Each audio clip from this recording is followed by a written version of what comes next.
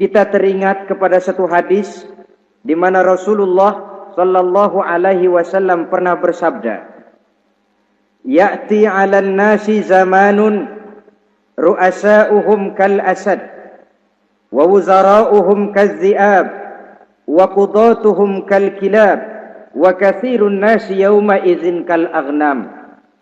Pada satu saat, kata Nabi, akan datang di tengah masyarakat manusia, di mana pada masa itu muncul pemimpin-pemimpin yang bertingkah laku seperti singa. Ru'asa'uhum kal asad. Pemimpin-pemimpin mereka bertingkah laku seperti singa. Saudara kenal singa? Saudara boleh periksa, di mana ada hutan, singa selalu menjadi raja. Padahal hutan belum pernah bikin pemilihan umum. Tapi yang namanya singa tidak pernah peduli. Ada pemilihan umum atau tidak, raja hutan tetap singa. Kenapa? Karena singa menjadi raja di hutan bukan berdasarkan kebenaran, tapi karena kekuatan. Karena kuat, maka dia naik jadi raja. Soal benar atau tidak, soal lain. Maka sebagai akibatnya, setelah si singa ini naik menjadi raja hutan, dia bukan melindungi rakyatnya, malah makanin rakyatnya. Coba saudara lihat di hutan. Kambing rakyat hutan dimakan oleh singa. Ayam rakyat hutan dimakan oleh singa. Sapi rakyat hutan dimakan oleh singa. Inilah akibatnya karena singa naik berdasarkan kekuatan. Setelah naik bukan melindungi rakyatnya, malah makanin rakyatnya. Mental semacam inilah yang dimiliki oleh Raja Namrus laknatullah alaih. Cuma karena rasa ketakutan akan datang orang yang akan menumbangkan kekuasaannya, maka seluruh bayi laki-laki harus dibunuh tanpa dosa apapun. Itu akan datang di tengah masyarakat manusia, muncul pemimpin-pemimpin yang mentalnya seperti singa. Lah kalau yang jadi pemimpin sudah seperti singa, wa wuzara'uhum kaz-zi'ab. Yang jadi wazir, yang jadi menteri, kata Nabi, lagunya seperti serigala. Nyetel ini.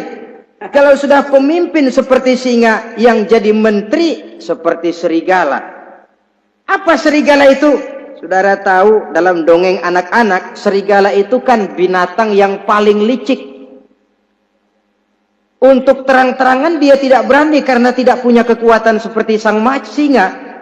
Maka dia pakai ilmu kelicikannya. Serigala itu kalau ingin makan daging ayam, pakai bulu ayam. Kalau kepengen makan daging kambing, pakai bulu kambing.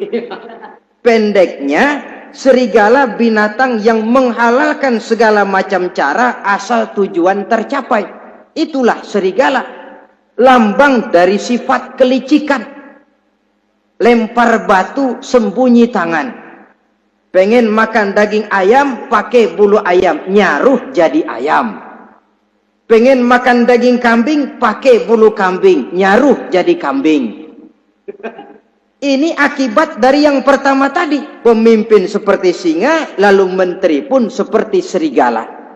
Efeknya kemudian yang segera menyusul apa? Wa qudatuhum kal kilab.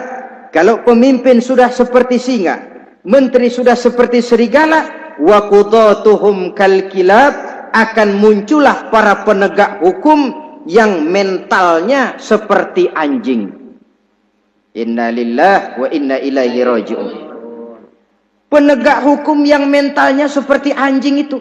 Anjing, saudara lihat, anjing akan setia kepada siapa saja yang memberinya daging. Kalau dia disuruh jaga rumah, dia tidak bisa membedakan mana yang maling, mana yang tamu. Biar yang datang tamu, kalau nggak bawa apa-apa, pasti digonggong. Biar yang datang maling, kalau bawa daging, anjing kalem. Pokoknya siapa yang memberi saya daging, itulah majikan saya. Apa kata majikan saya, itulah yang saya laksanakan. Maka hilang kebenaran hukum, hancur norma-norma keadilan. Oleh karena apa? Oleh karena anjing dapat daging. Lalu dalam kondisi semacam itu, yang jadi rakyat bagaimana?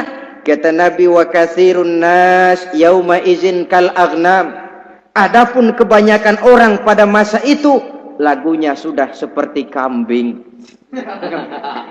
Saudara, kambing itu binatang yang cuma menang groyokan dan tidak punya alternatif. Namanya kambing, digiring ke lapangan embe. Betul kan? Betul. Digiring ke kuali embe. Dikasih makan rumput embe. Sampai pun mau dipotong masih embe juga. Tidak punya pilihan lain si kambing ini, tidak punya alternatif lain. Kondisi semacam inilah yang terjadi di masa pemerintahan Raja Namruz laknatullah alaih.